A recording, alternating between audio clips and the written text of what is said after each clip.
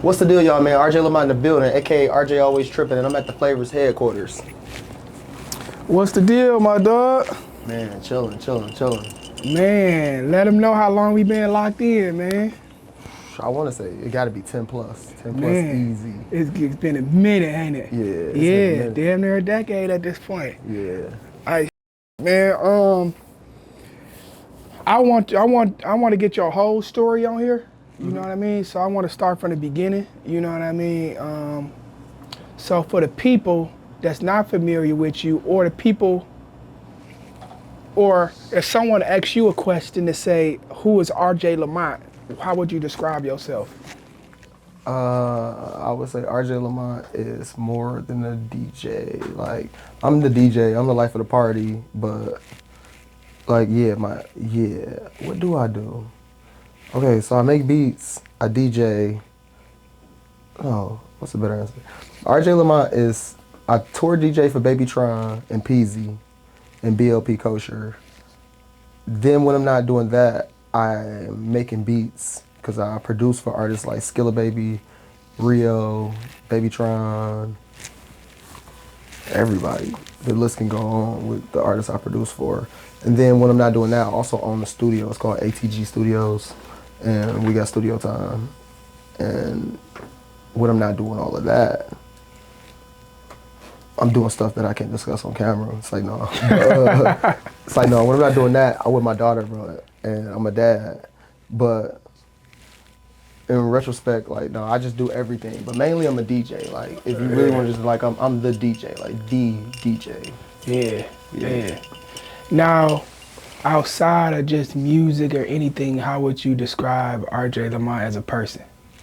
I'm always the same person regardless, like all day, every day. When the camera's on, when the camera's off, I'm the same exact person.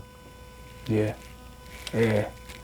Are just authentic. You just authentically yourself.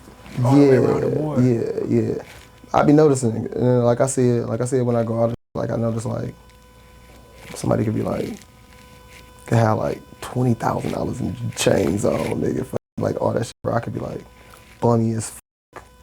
But for some reason, the party just gonna all rotate towards me. It's like, I think I just got like an aura. Like it's my aura or something that just brings to life. Yeah. That's a good thing. Yeah. You just gotta be yourself. Gotta be yourself. Be doing too much. Gotta be yourself. I hate the term, you don't do enough or some shit. Nah, people be doing too much. People definitely be doing too much. Yeah. No cap. So, talk about your childhood, your upbringing, man. Tell the people, like, where you from? I'm old as hell now. Like, my birthday just passed. Like, I'm old as like, telling this part of my story is like, bro, man, I was born in a time, man, what? I was born on the east side of Detroit. Mm-hmm. But look, that's what I'm saying. Like, I'm old as bro. I've been living in Bluefield Hills for like 20 years now. Like, Right. So I can't just say like I'm from the east side. Like, I mean, I'm from the east side, but I live in a nice neighborhood now. Yeah. But outside of that, like, I grew up with like most of the poppin' rappers, like type shit. Like, we all was all in the same circle. Like me, Vezzo, Peasy, John Boy, Dame, Super Ray, Lil Perry. Trying to think of everybody. Buddy Montana. Who else? Everybody. We was like all in the same circle. Cause I'm from like Meringue. Oh, okay. But I went to school on East Warren. Okay. So we was all that's like, that's far, from each other? No, it's like half a mile. Oh, okay. It's like I'm not from the east both. side, you know what I'm saying? It's like in between both. Like, okay. Like, you know how the Detroit stuff goes. It's like right in between both, like type shit. Like I grew up in between. Cause 7 Mile turned into Moraine, Yeah. But I wasn't never in this shit. So like growing up and shit, like I wasn't into all that shit. But I went to school with like everybody, so that's why I just know everybody. Yeah. And they knew not to like I wasn't the friend to hang out when you go into the bush. Right. Absolutely. Yeah. But when you wanted to have a party, I was that friend. Like I could play the music. Yeah. But everybody wanted to party, so I was always around. Yeah. So talk about that, man. Like, so you say you really came up with all of them. Like, y'all went to school together. What school y'all go to? Who you went to school with? When I first started, it was like I went to Denby. I started off at Denby because I'm from like that neighborhood like type. So when I went to school over there, that's like I went to school like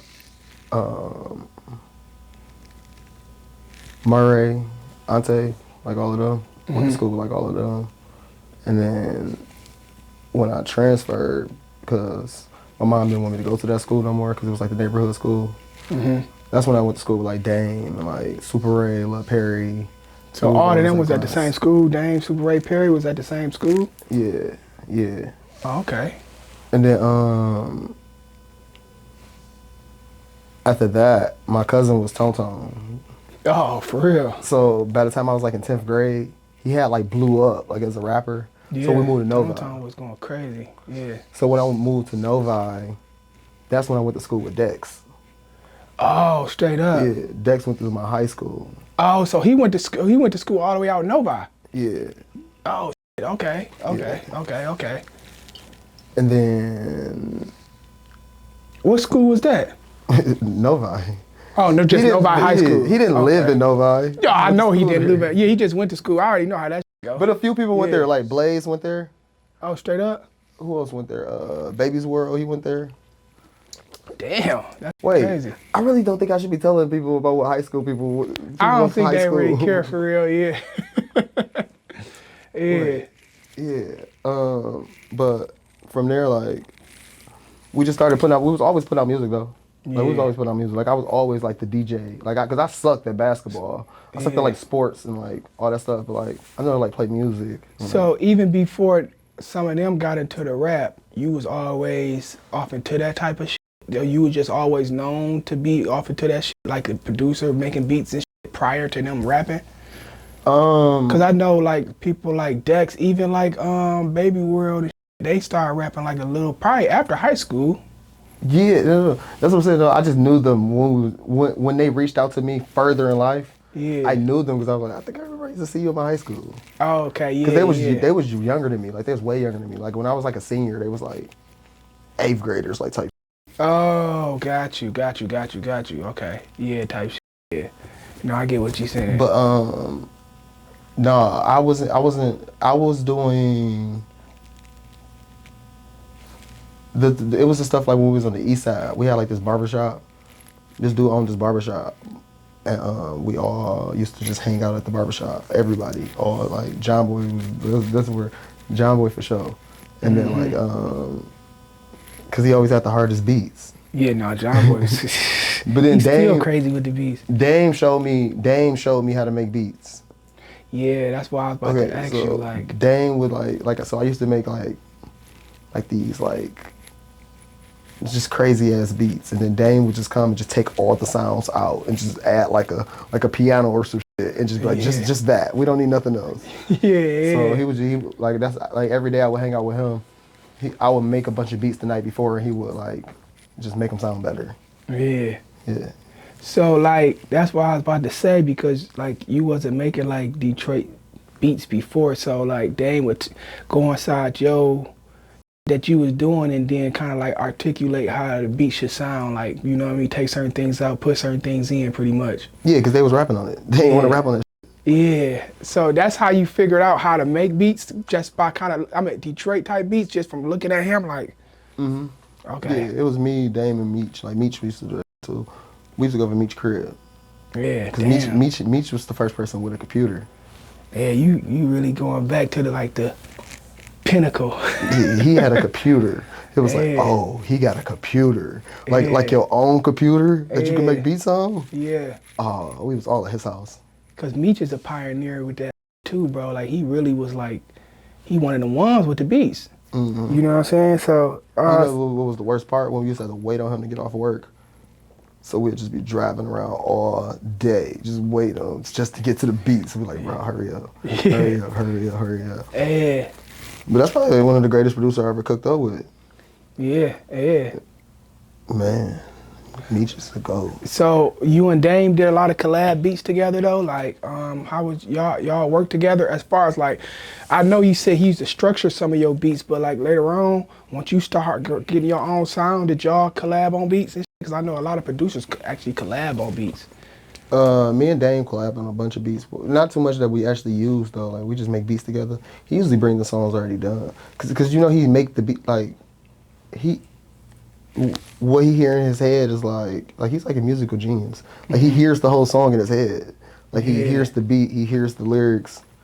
So like that's why yeah. Like he created. He was doing all of them beats back in the day. Yeah, I know. Like that's what I'm saying. Like a lot of Team Eastside beats, he was doing them. He was doing all of them. Like most of the time. If it was him or Meech or John Boy. Yeah. But like we'd make beats together all the time. But most of the time, like he had me just host his CD. Like he had me like doing all the DJ stuff on his CDs. Yeah. So you say you grew up on the East Side. Like, was you always into the music, or how did that go? Like, I couldn't rap or sing, so I knew I was gonna be a producer or like a manager or some shit. But I told you I had a cousin that was a rapper, so like, if I had a cousin that was like a doctor, I probably would have been a doctor. Yeah. So my cousin was a rapper, so I was like, oh, this how you make your legal money? Yeah. I'm gonna just do this too. Yeah. Oh, so your cousin was making just a little bit of cheese off the producing at that time. No, my cousin was Tom. Oh, you talk. Oh, yeah. Well, of course, yeah. That's a big inspiration right there, yeah, for sure. He was crazy. Like a lot of people that like are like the heads of like some of these labels used to be his interns. Damn, that's crazy. I know. I be walking in rooms and shit, and people be remembering me from being a kid, and I just like, what the? I really grew up in the music industry. That's crazy to think. Like, that's crazy. And then during that time, like Tone, it was only a few, like, you know, like right now a lot of Detroit rappers popping, but it was like only a few that was really popping. And Tone was in the forefront of that shit at that time. Bro, he was the first person to ever get a record deal out of Michigan besides like Eminem or something. Yeah. Like, so, like the first real person that you can touch. Can you just imagine how many people I know? Yeah. No, facts. And I'm talking about just from being a kid. And just think, most of these people, never mind, I ain't gonna say that. But I was just had to babysit me. So was you around Tone a lot growing up as a kid? Like, did you go to the studios with him? Like, why he, like, you know, making music? Did you see the process or anything? Yeah, I was there the whole time.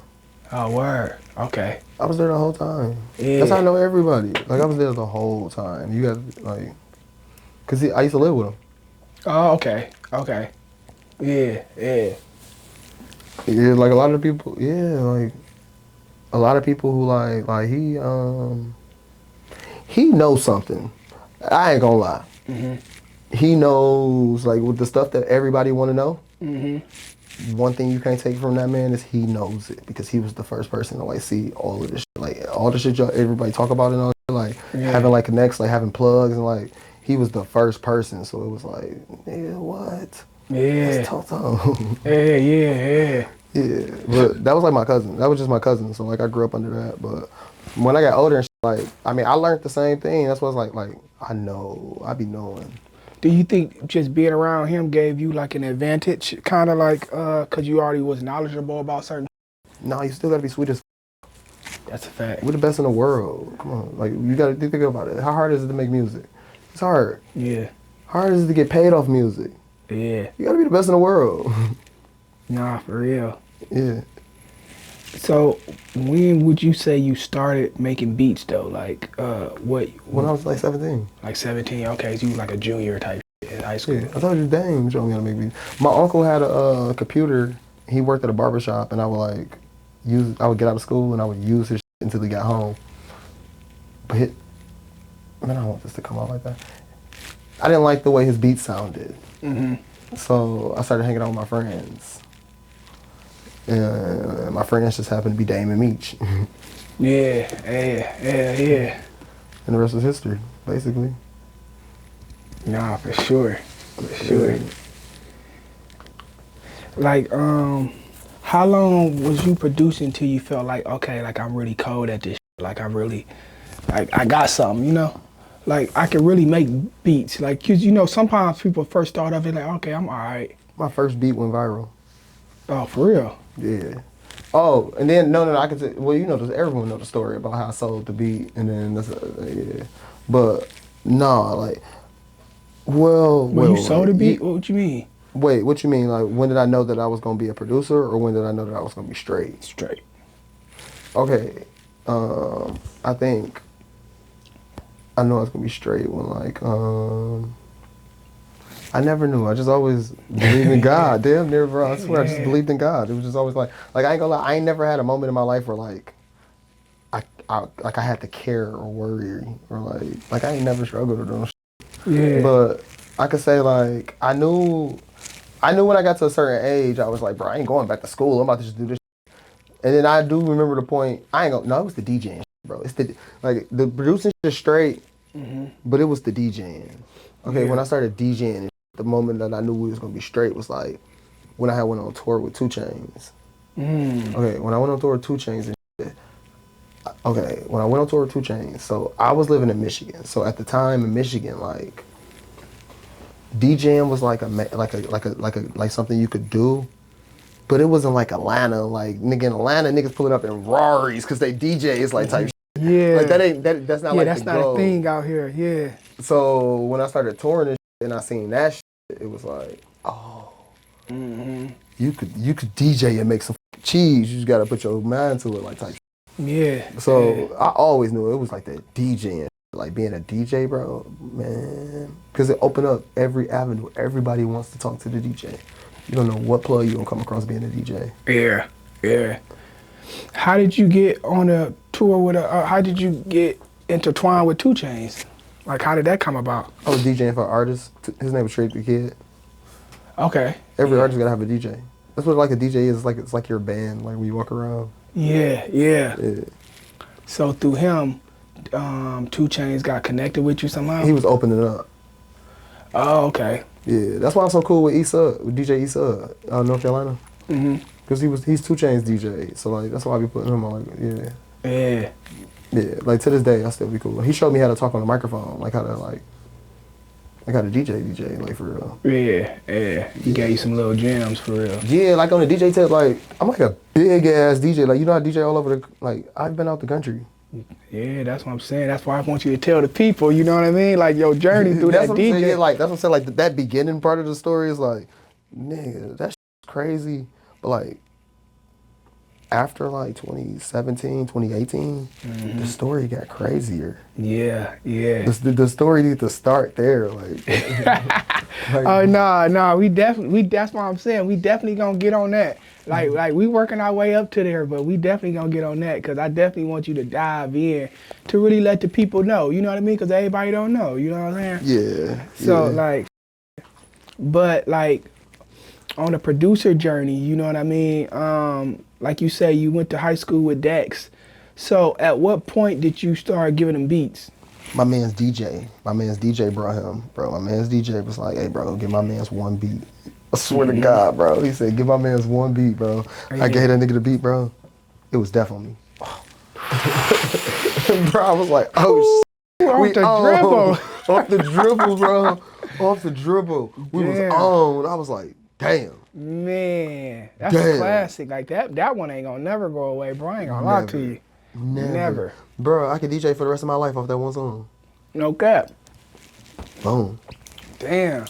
So it was that one, and then but it was like, but for real, it was like the year before that I came with like the lifestyle one, because I was DJing. That's when the DJing and the producing plays hand in hand. Yeah. Because like when you out DJing, you need a hot song. Like your song has to be hot. Like absolutely. Like who's the DJ? Oh, the nigga that made that song. Yeah. So I can't lifestyle. I can't death on me. I can't whatever I say. I came dumbass, I came pressing, and it was just like 5, 6, 7 straight years of just the #1 song in Detroit every year. Yeah.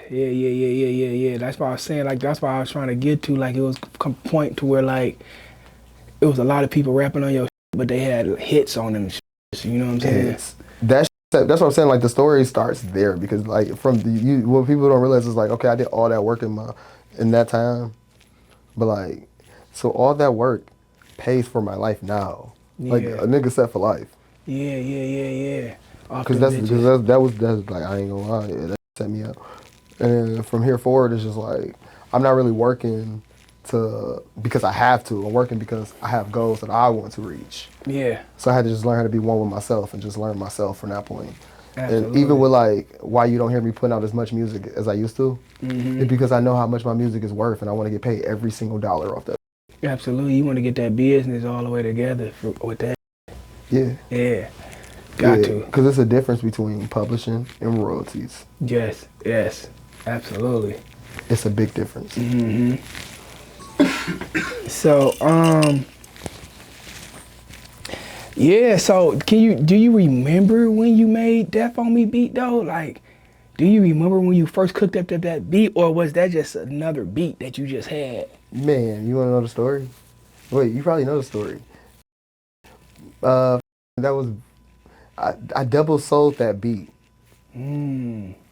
So, but the nigga I double sold it on, it's like my man's to this day, and I fuck with him. He fuck with me. We over that. We dropping new music. We just dropped a mixtape. So, my man's Big Afy, that was his beat. Yeah. So, so I made the beat for Big Afy. Like he came in the studio and I made the beat for him. And then he didn't want the beat no more, like type. So I gave it to somebody else. And then he was like, damn, I did want the beat. So it turned out to be Death on Me. But I remember making the beat because I had all my engineers in there. So I had a bunch of engineers in the studio. I had just opened my studio and I had a bunch of engineers in there. And I had a bunch of producers in there because I had to get producers. Like, bro, we need producers. We got a studio. Yeah. Who's gonna make the beats? Yeah. Boom. So these niggas was playing beats and all these beats was weak as fuck. And I'm just like, why the hell are y'all making whack ass beats? All you gotta do is this. And I made the beat like type. Damn. Boom. And then that was the Death on Me beat. And then I sent that out. And it turned out like that. Like, yeah, it went crazy. Man, that's crazy. I didn't think it was gonna blow up like that. Like, hell no. Yeah. You just thought it was like some that you was giving them type shit. No, I was telling my producers like, these are the sounds that go in a Detroit beat. Yeah. That beat literally includes every sound that goes in a Detroit beat. Yeah, that's the prototype for real. Yeah, basically. I ain't gonna lie. Hell yeah. No, talk about right after that, then you had that song with Lonnie, the Lonnie breakout song. Yeah. Didn't he put Too Short on that? Hold on, I'm about to have you ask me that one more time. Yeah, I did have to break up with Lonnie. Yeah. So right whatever I say. Yeah, whatever I say. We made all them songs in one day. Like literally, like I went to work and came home. And that was the last song like that we made. But that just came from like, I ain't gonna lie, like, bro, what be happening with me, bro? I be getting in these relationships and then I be going crazy and shit. And then when I lose my mind and shit, my friends be like, oh, you just need to be single and get in the studio. Yeah. And every time my friends have pulled me to the side and said, you just need to be single and get in the studio. We made one of these crazy ass songs. And I'll be like, damn. I need to just send this. That's why I got like the mindset of just like I never leave the studio. Like you'll never not catch me in the studio. Like you haven't even heard my beats that much, but I don't not be in the studio. Like 'cause it's like don't nothing good happen outside the studio. Yeah. You right. But about that. yeah, I was chilling with Lonnie and Lonnie was like, bro, sit your ass down, get in the studio. We made all them songs in one day. We just like do another song, do another beat, do another beat, do another beat. Bro, that shit blew up in 2 weeks. Yeah, that was crazy. Crazy. A lot of people don't know, in that video, Lonnie had a Flavor shirt on. For real? Yeah. No, I've been tapped in with Band Gang for a minute, man. I with them, though. Long way. But yeah, with the growth of, like, the Team Eastside and everybody from Team Eastside, like, how you feel about, because you was there from the beginning, you know what I'm saying, basically. So I'm loving traveling around with Peasy. We got that bulletproof car. I'd be like, bro, I'll go anywhere. Where you want me to DJ? I'm there.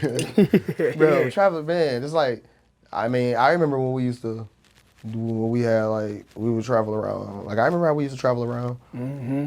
Bro, we got Boo Crow now. 2 of them, bro. 2 of them. I'm like, oh, this is lovely. Yeah. I see the growth. I see the growth. I am happy here. Yeah, yeah. And then like just hanging out with Dame, like Dame, his music, man.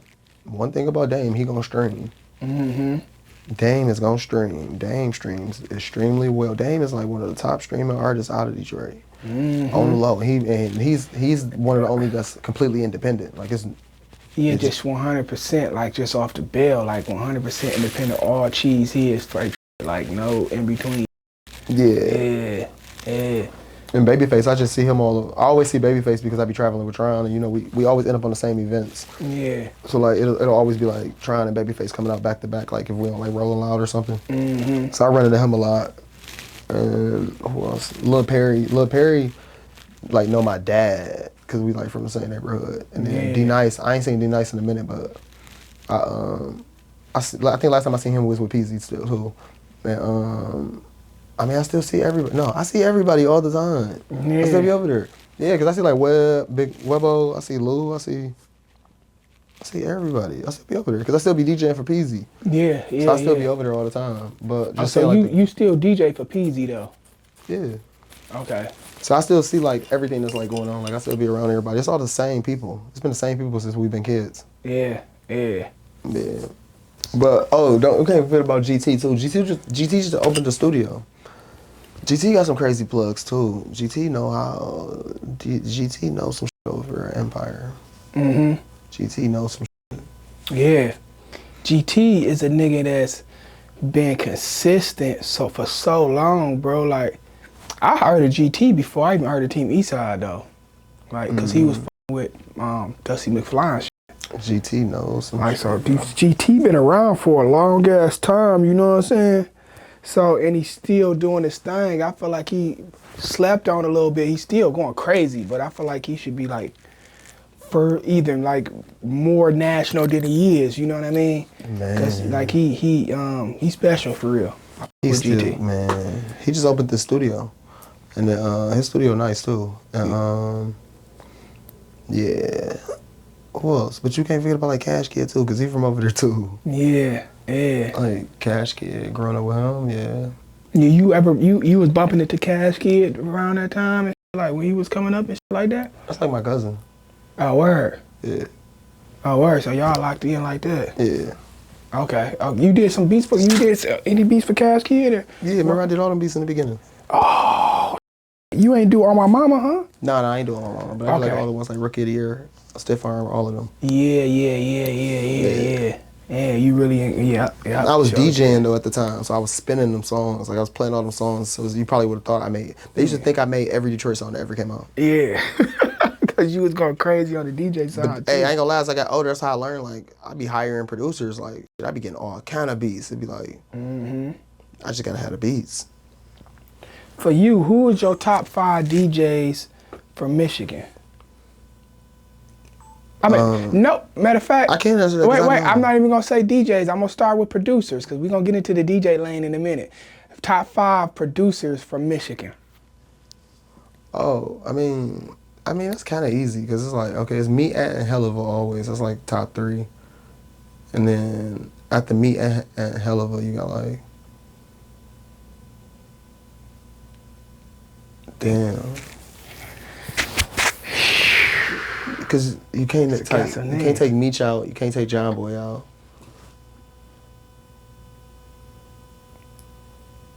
Damn, you wanna just do that? Like me and Helluva, John Boy, and Meech. I mean that's a nice top 5 though. But that's like all time because if you go like I'm talking about top 5 for like all time. Yeah, that's like all time. But let's go new then. Let's go new. Oh, it's some crazy new niggas. Bro, like you got Energy, you got MIJC. JC like animal. Yeah. Who else? Baikal. Danny G.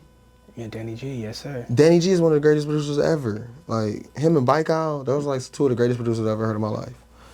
Jose the Plug. Jose, yeah. Man. Rail. Who else is the coldest producers I ever heard? Got some niggas out here. Yeah. Oh, Lee Choppin. That's what I was about to say. Oh, I ain't but want to then, throw no, but your you need to list. get Wayne too, cause you know Wayne is my man's. Yeah. I was about to throw Lee Choppin in there, like see what you was gonna. But I wanted to see what you was gonna say. You know what I'm saying? But Yeah. And the nigga who I really don't know like that, but I like his beats is Saf. I been hearing Sav. I fuck with Sav for sure. I fuck with K Money too. I fuck with K Money beats. Okay, Money is.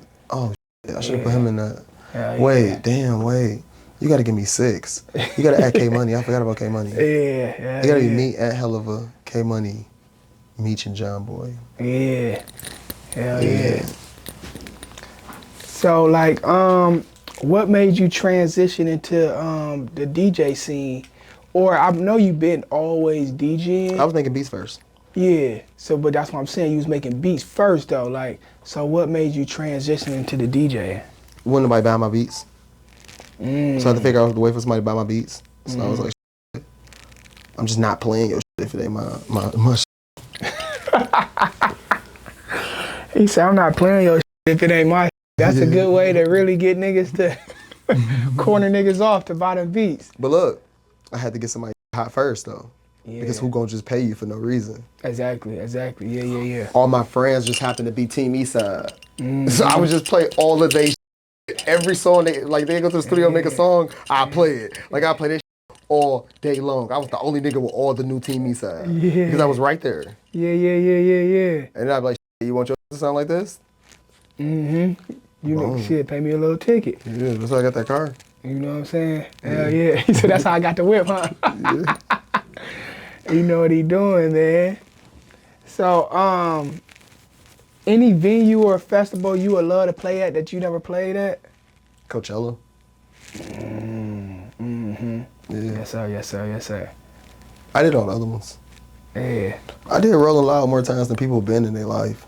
Yeah. I think I did like 11 Rolling Louds. Damn. Oh yeah, damn. You did it. Yeah, you went crazy. That shit crazy. Yeah. So, That's what, bro, I'm telling you, bro. I'm a big ass DJ. Yeah. I DJ'd in Europe. Yeah, let's talk about that. Like, since we up into the DJ thing, like you say around 17, 18 is really when it shifted on that DJ side, like when you was doing 2 Chainz and different things like that. No, I was doing 2 Chainz in like 14. Oh, okay. Then I came back home and then was like doing the music. I usually like on again, off again, like either I'm producing or DJing. Either I'm producing, like sometimes I just take a break, like I'd be doing one or the other, like type shit. Cause it's kind of hard to DJ and make beats, I ain't gonna lie. So when I started changing, once I went on tour with 2 Chainz, that's how I kind of learned how to DJ. But like, I got good at DJing. Just I was working at all the clubs and stuff. So I got real good at doing it. So like, that was kind of easy. DJing ain't really hard. It's more like bringing people together, controlling people's emotions. Like DJing is like I'm just like, I ain't gonna lie, like in my life, like I'm just like a DJ, like that's just my title. Like wherever I go, I'm gonna be like the party's gonna start. Yeah. But nah, I've been going crazy for years. Like I didn't DJ in all 48 states. Then I started DJing like all over the state. Like I figured out there was like 256 cities in Michigan. So I DJ'd in all of them. Yeah. So that was like a personal goal. Yeah, for sure. Do you remember a gig that you played that didn't go well? As you thought it would go? Or some shit? I've DJ parties where people died. What? I've been a DJ for so long, bro. Like what? I've seen people die in the club. Like what? Yeah, some crazy. But like not going well. Like I can say like you talking about like my mixer breaking or something? Yeah, like your set not going, like your set going wrong. Like you know what I mean? Like damn, how did you recover from that shit? I don't think that's worse than being in the club and the promoter be like, hey bro, no, not even the promoter. The owner walk up to you. Cut everything off. Everyone must go right now. You like, what just happened? Yeah. You see people running outside. No, you know what's crazy about when you know some shit going down at the club? When you see everybody that's going outside, run back inside, Oh yeah, that you means know it's time to up. get down. Oh, you know it's some wild shit going on. But like, that's a fact. I remember one time, like I was working at the strip club and shit, and like I had just bought this new laptop, and I was just up there DJing. This stripper comes and sit her cup right by the DJ booth, and as she walk up the booth and just like tip it over on my computer and shit. But that's why I don't like keep like I got like a water protector on my computer and stuff. Yeah, for sure. Dang, yeah, that's crazy. So 17, 18 is when you really start getting moving and grooving. You know what I mean? Traveling with the DJ and shit, doing your thing with the DJ and shit. So where was the point to where you met Tron? When did you meet Tron? Baby Tron. Oh, Lando, that's Lando artist. You know Lando, me and Lando been locked in since he started. Yeah, no, I know that, yeah. So Lando was, I know I tell the story all the time. Lando was my intern, and Lando told me when he came up that if he ever had an opportunity for me, he was gonna bless me. Yeah. The opportunity just happened to be Baby Tron. Nice. So it was like, yeah, we was locked in from like the first day, and then like he brought him to me when he first signed him. Like he just recorded my studio, and they wasn't asking for nothing for free. He used to pay for the studio time, and then he didn't blow up to 2020 though. Yeah. It took him a while. Yeah, no, it took him. Yeah, I remember they wave, like, you know what I mean, when they first started getting on the scene and shit, Shitty Boys and. It was like New Year's Day, like January 1st or something. Yeah. So, how's it going on tour with Baby Tron though? How is the experience of going on tour with Baby Tron and the audience and all that type of good shit?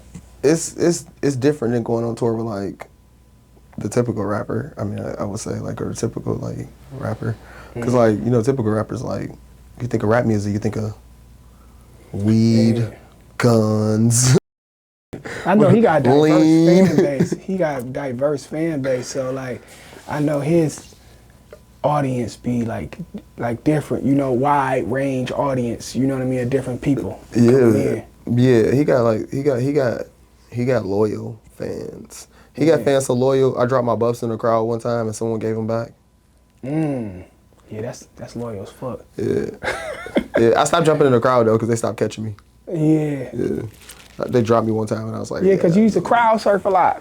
Yeah. Why not? They done around and dropped you, bro? They around and dropped me and I was just kind of like, I don't want to do that no more. Yeah. So you jumped in the crowd and you just fell to the ground? It parted like the Red Sea. Oh, man. And then they've had their phones out just recording me on the ground. That's crazy, bro. Hell nah. So you did festivals with them too. What's the difference between like the shows, the venues that y'all in, and then the festivals? The shows are like our fans. The festivals are like all fans. Yeah. But more so like it seemed like how our tours always seem to me. It seemed like we practice on tour for like 3 months, and that last show is usually like Rolling Loud or something. It's like it just seemed like we just going through the motion at that point because like we've done this show so many times. So I just kind of be knowing the show. But the bigger festivals be kind of easier to do than the smaller ones. Oh, word. Yeah. Why you say that? Because like your adrenaline be rushing so much on the bigger ones. And the more smaller ones, it's like you could see the person in the crowd looking at you. Yeah, that makes sense though. Yeah. And so, what's like one of the wildest things that you seen at a show or a festival? Like, what's one of the wildest things you seen? Bro, that shit ain't wild. It's like somebody dying in the club or no shit. Yeah. It's just like normal. It's just like, what's the wildest? Like, I don't know. You might see a female that's short. So I don't know, like anything. I don't know, like. I remember one time we was in Milwaukee and like the crowd was going crazy, and I remember this dude in a wheelchair like was on the roof, like they picked the dude in the wheelchair up and then he grabbed the roof and was just like hanging from it. And the wheelchair was like crowd surfing by itself. Like the wheelchair was going all around the crowd. Damn. Or I remember I seen a girl with this girl with what you call it? There was a disabled girl in the middle of the mosh pit. And I'm like, bro, like, get out the mosh pit. Like, get out. And she's like, no, I am staying in. Then I go tap the security, and the security was like, "Nah, bro. She wants to be in the mosh pit." Bro, when they mosh, bro, they swallowed her up so quick. Bro, I didn't see her no more. I was so scared. Yeah. Bro, I was so scared. Like, bro, I am not taking this liability. Yeah. So those was like the craziest things I've seen.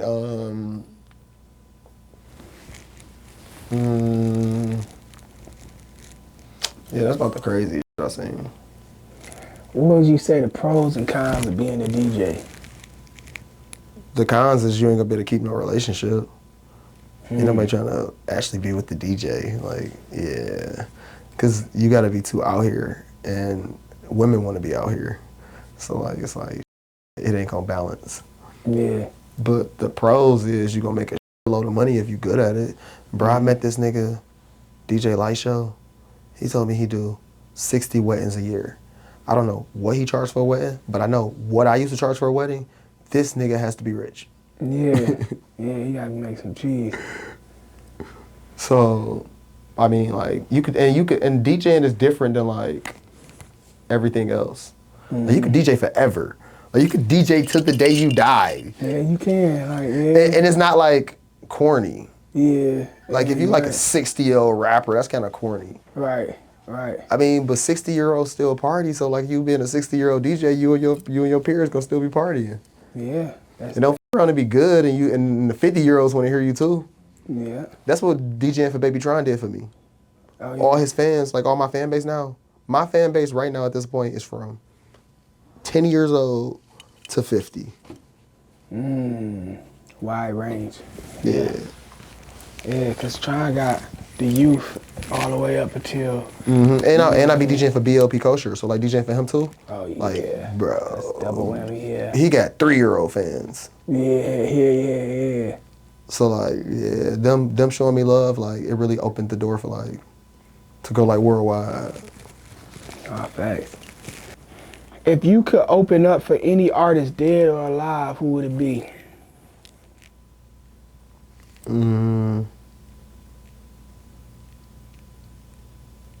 don't know, like my favorite rapper is Peasy. I like opening up for Peasy. Yeah. I like DJing for Peasy. Yeah. So, when I be DJing for Peasy, sometimes I be fucking up the set because I be enjoying the song too long and he be looking at me like cut the music off. But I be up there just rapping the song. I'm like, wait, this is my favorite part. Yeah. So, what you got coming up next for the people? I'm back DJing in the club, so you can see me like all around the city just DJing.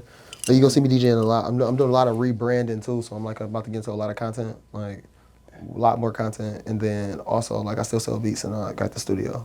Yeah. So the studio is gonna be popping. I'm about to sign more artists too. Like this year, I'm signing multiple. Speaking, artists. you sign artists. We from Ohio, right?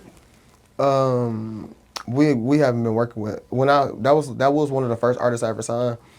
But through times of just getting more experience and stuff, it takes trial and error. So at this point in time, like my next go around, like I know what you need. Like I get it. Like yeah, it costs a lot to blow a rapper up. Oh, definitely, for sure. More than you can imagine. Yeah. Yeah. Who is your top 5 DJs from Michigan? Man, these are the people that I've been told, like, that I've ran across recently because I've been back outside. Light Show, DJ Light Show, and then they just told me about someone named DJ Innovate. So they say Innovate is supposed to be like the next best DJ in like 3 years or something. That's what they keep telling me. And then you got me, DJ BJ, and rest in peace, Slick B. Yeah. But then you can't forget about Limelights and Midnight Black. And that's like everybody for real. Everybody else just kind of like, Hey, you got any shout outs or anything, man, you want to give to the people before you leave? Shout out to my mama. Shout out to God. Shout out to my daughter, Riley. And shout out to Flavors. RJ always tripping in the motherfucking building. Yes, sir. You know what time it is.